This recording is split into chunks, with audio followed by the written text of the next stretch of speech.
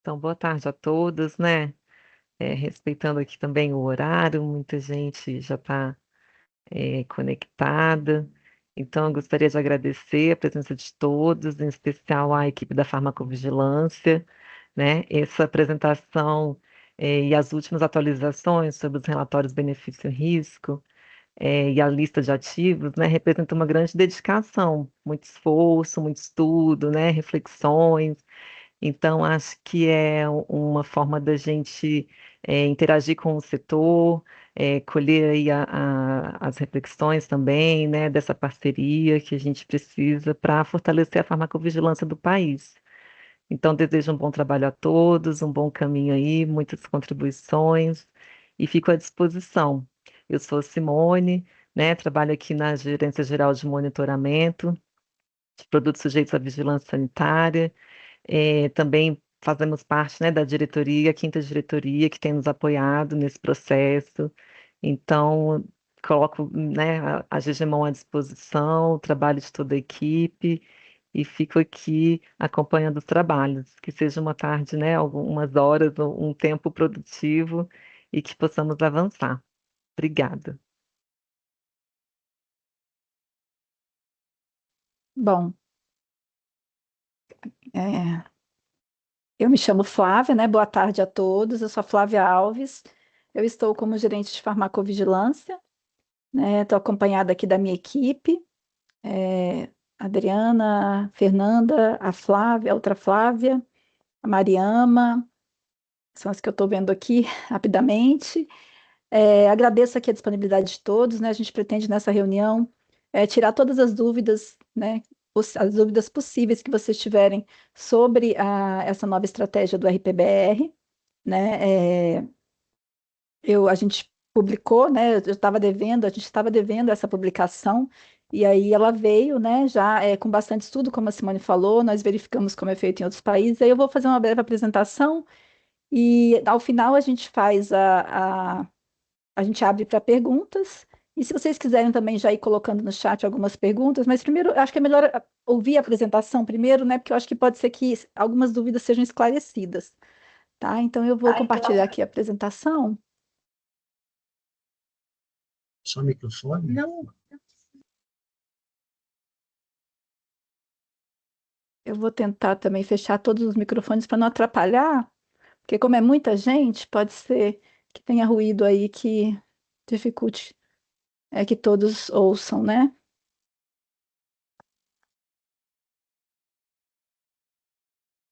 Bom, eu sempre falo que a farmacovigilância ela é uma responsabilidade de todos nós, enquanto profissionais de saúde, enquanto empresas, enquanto hospitais, né? Todos os serviços de saúde aí compartilhamos essa responsabilidade, né, com a segurança aí dos produtos que estão no mercado. É, trouxe aqui a definição de RPBR que está no guia do ICH, do qual a Anvisa faz parte, né? Eles são documentos elaborados pelos detentores de registro para rever e avaliar o perfil de segurança de seus produtos em momentos definidos após a publicação de seu registro. Tem a finalidade de apresentar uma análise abrangente e crítica da relação risco-benefício do produto, levando em consideração informações de seguranças novas ou emergentes no contexto de informações cumulativas sobre riscos e benefícios.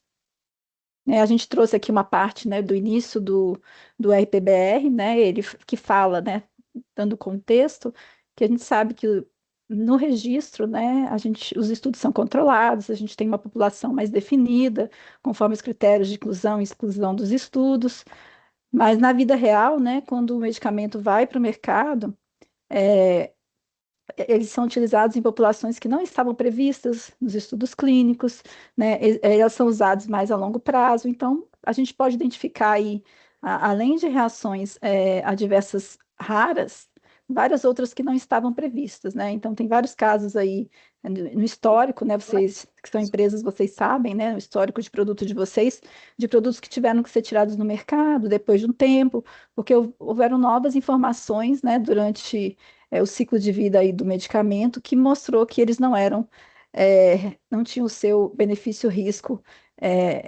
mantido após a comercialização.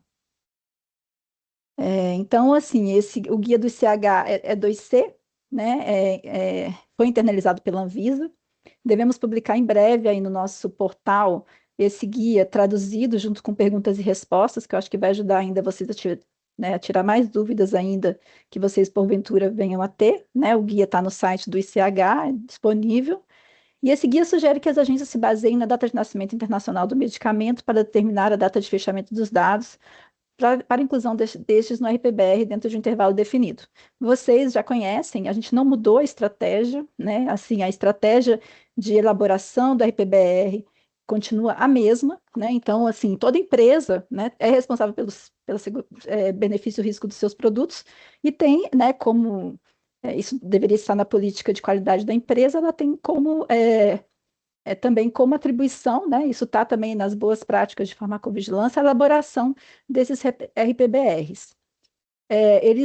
O guia do ICH diz que eles podem ser submetidos semestralmente nos primeiros 2 anos de registro de produtos novos, né? Eles sugerem, a agência que vai definir.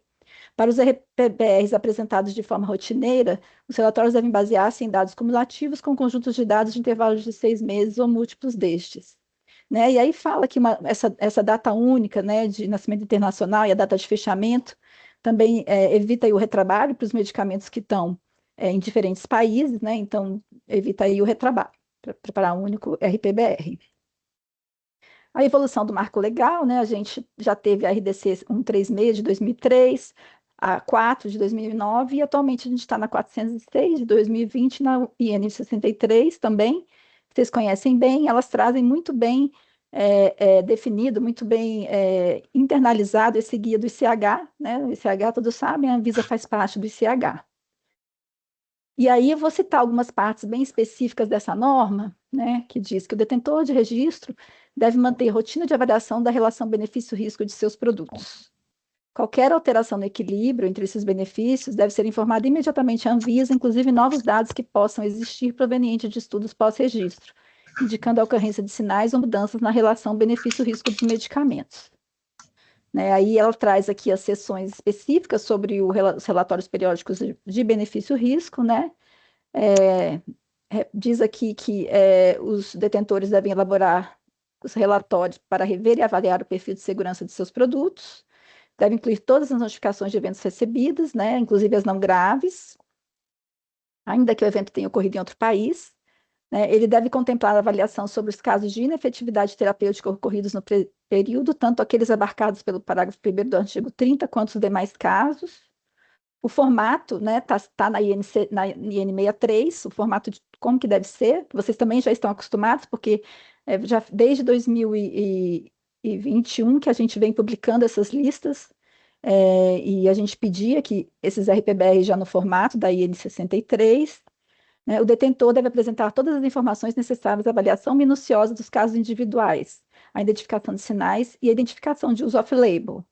Os detentores devem manter cópia desse relatório e apresentá-lo à autoridade sanitária sempre que solicitado. Então, a princípio, todo mundo tem que elaborar, todo mundo deveria já saber que tem que elaborar, mas a Anvisa vai pedir conforme está delimitado, né, na IN, conforme está no site. A gente publicou no site. Então, a IN 63 também traz de forma muito clara, né, que ela dispõe sobre o RPBR, né, que fica estabelecido o conteúdo, ela diz exatamente o que deve ter o RPBR, né, os pontos a serem considerados na sua elaboração e na sua submissão. O termo detentores de registro abrange quaisquer responsáveis pelos medicamentos de uso humano regulados pela Anvisa, né, aí os detentores de registro. E o RPBR, documento técnico de elaboração, é responsabilidade de todos os detentores. Deve ser apresentado à Anvisa nos prazos informados de acordo com o princípio ativo envolvido. São aplicados a todos os medicamentos registrados em território nacional. Então, está falando que consiste em atualização de dados nacionais e internacionais, de segurança, com as respectivas análises da relação benefício-risco de forma padronizada e consolidada. E os detentores devem utilizar esse RPBR para conduzir análises sistemáticas de forma regular, com o objetivo de identificar precocemente problemas e propor intervenções. No RPBR são tratados, durante o período coberto pelo relatório, a análise dos relatos de eventos adversos, incluídos aí a inefetividade terapêutica, a revisão dos dados acumulados, a apresentação dos dados de segurança e outras informações relevantes, bem como atualizações do PGR, Plano de Gerenciamento de Risco. Então, na norma está muito claro, né, como deve ser feito. A gente usou como benchmarking, né, as duas agências que eu acho que são referência. A EMA, inclusive, ela vem sendo utilizada desde 2021, com a publicação das listas, naquelas listas bastante extensas, onde vocês tinham que submeter, né, os RPBRs para a Anvisa. A gente mudou a estratégia, né, tendo em vista a priorização de alguns medicamentos, né, de acordo com alguns critérios que eu vou falar mais adiante, e a gente utilizou também como benchmark internacional a Health Canada, que é uma agência que tem um perfil mais parecido com a gente em termos de abrangência de país, né, de tamanho de país, e que pede aí a elaboração do RPBR anualmente. Então, a gente publicou aí a nova estratégia com a periodicidade de elaboração e também de envio para a Anvisa, quais que deveriam ser enviados, né? Então, a gente colocou que o RPBR deve ser elaborado anualmente para os medicamentos registrados no Brasil há mais de 3 anos, né? Aí entram das categorias de sintéticos, inovadores, novos e medicamentos biológicos, e também das categorias de genéricos, similares, específicos e fitoterápicos desde o registro no Brasil. Então, todos esses medicamentos, a gente pede que seja, o RPBR deve ser elaborado pela empresa, né, nesse contexto que a RDC pede, né, de avaliação do benefício-risco. Todas as empresas, cada empresa é responsável pelo benefício-risco dos seus produtos, né? E por que essas avaliações são importantes? Primeiro, você, a partir dela, você pode identificar um problema de ineficácia no seu produto, ou algum caso que está dando reação alérgica, como, por exemplo, anafilaxia, que pode ser devido a algum componente da formulação que vocês não conseguiram, que isso não consegue ser identificado de uma outra forma. Então, essa análise de RPBR é importante, né, por tudo isso que eu estou falando, e para identificar reações adversas mais graves, que podem também ocorrer na população ampliada, né? Esses casos, esses elaborados anualmente, dessas categorias, eles vão ficar à disposição da empresa para verificação e envio à Anvisa quando solicitado. Então, assim, a gente pode ter um sinal de algum produto, um sinal que vem via notificação, ou via alerta internacional, ou via comunicado da OMS, e a gente pode pedir o RPBR desses produtos, com o prazo, né, dando um prazo para isso.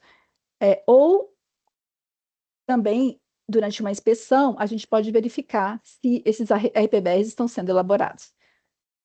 Já para os RPBRs que devem ser elaborados semestralmente, né, são aqueles que a gente entende que são de maior risco, que são os registrados nos últimos 3 anos do Brasil, das categorias de medicamentos sintéticos novos, inovadores e medicamentos biológicos, incluindo biosimilares e vacinas.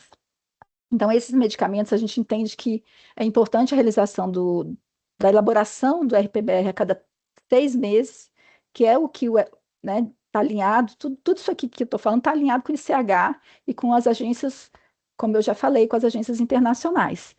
E a gente entende também que nesse rol entram todos os produtos de terapia avançada registrados no Brasil, né, tendo em vista os riscos desses produtos. Então, aí entra o grupo 1 e o grupo 2.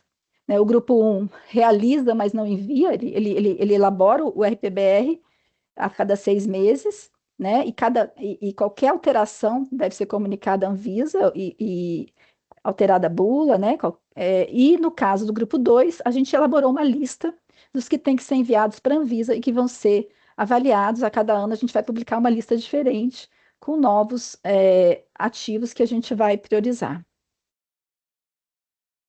Então, essa periodicidade, o marco regulatório não muda, permanece o mesmo, porque ele já previa tudo isso que eu estou, né, comunicando para vocês, a RDC 460 e a IN 63, eles internalizam o guia do ICH, como eu já comentei, né, a periodicidade da elaboração segue a data de nascimento internacional e a data de fechamento dos dados, como eu já comuniquei também, já informei, né? E para os medicamentos cujo princípio ativo não consta na lista de RPBR para serem submetidos à Anvisa, porque a lista traz claramente, né, a data de submissão, a data de fechamento, a IBD pode ser consultada na lista de referência da EMA. A gente colocou, inclusive, o link no site, no portal da Anvisa. Porque essa lista do EMA é bastante extensa, ela tem vários princípios ativos, e caso não esteja ali, deve ser considerada a data do primeiro registro no Brasil. né? Caso haja alguma dúvida, a gente ainda pode ser consultado para poder responder a dúvida de vocês. Então, quais foram os critérios, né? A gente avaliou aí o maior risco, né, que a gente entende que são os medicamentos registrados nos últimos 3 anos e todos os produtos de terapia avançada. Dessa lista, a gente excluiu medicamentos com registro cancelado, suspenso ou descontinuados, medicamentos não comercializados, medicamentos com data de nascimento internacional maior que 10 anos ou com periodicidade de submissão dos RPBRs a partir de 3 anos no EMA. O que acontece? Muitas vezes o medicamento já foi registrado no EMA há mais de 10 anos, mas foi recentemente no Brasil. Então, esses medicamentos a gente excluiu dessas listas porque a gente entende que internacionalmente já existe toda uma vigilância maior para esses medicamentos. A mesma coisa quando a EMA pedia um prazo de submissão maior de 3 anos, a gente também não incluiu. Então, de acordo com a capacidade operacional também da gente avaliar essa lista, a gente priorizou 40 ativos, né, que tinham maior volume de comercialização. E todos os de terapia avançada, como eu comentei. Então, o prazo para início da elaboração pelas empresas, né, cada empresa deve se organizar para elaborar esses RPBRs, a partir de maio, porque foi a data que a gente pensou também aqui na lista. A gente vê que a primeira data de submissão desses RPBR, desses priorizados que a gente colocou, a partir de maio. Então, a gente entende que maio seria uma data que as empresas deveriam começar a elaborar, né, internamente esses RPBRs, e aí isso seria anual, né? Todo ano elas fariam essa atualização. O formato do RPBR é um só, né? A primeira vez que você elabora, eu entendo que para os produtos que você não elaborava antes, né? Eu não sei se existe esse caso, mas vai, a gente entende que a primeira vez vai ser um pouco mais ajustar o formato, aprender a fazer, né, naquele formato que está na IN 63, e os próximos vão ser uma atualização dos dados, né? Então, eu acho que a partir da primeira vez isso se torna uma coisa mais sistemática. Então, é uma ferramenta que foi criada pelo ICH para que as empresas utilizem realmente para fazer essa avaliação benefício-risco, que é obrigação de cada uma, né? Então, aqui, como eu falei, tem o guia do SH e tem a parte de perguntas e respostas do ICH que traz, né, aqui, que a gente recebeu algumas perguntas sobre medicamentos de menor risco, se tem que fazer, se os genéricos têm que fazer. Todos têm que fazer, todos são medicamentos, né, e todos podem ter problema, como eu falei, na formulação, de ineficácia, ou, enfim, outras questões de inefetividade, né, como eu falei, que a empresa teria que atuar, né, para garantir o risco-benefício desse produto, benefício-risco. Então, essa questão aqui que fala dessa necessidade dos produtos maduros, que eles chamam, está no Perguntas e Respostas do Guia do CH. E aí aqui eu trouxe algumas referências, né, que a gente utilizou para todo esse trabalho. Eu posso mandar essa apresentação para vocês logo depois, se vocês quiserem. Aqui tem todas as referências que vocês podem consultar e para facilitar aí o entendimento do que a gente está pedindo. Então, agradeço a atenção de todos e estamos à disposição aí para responder aos questionamentos.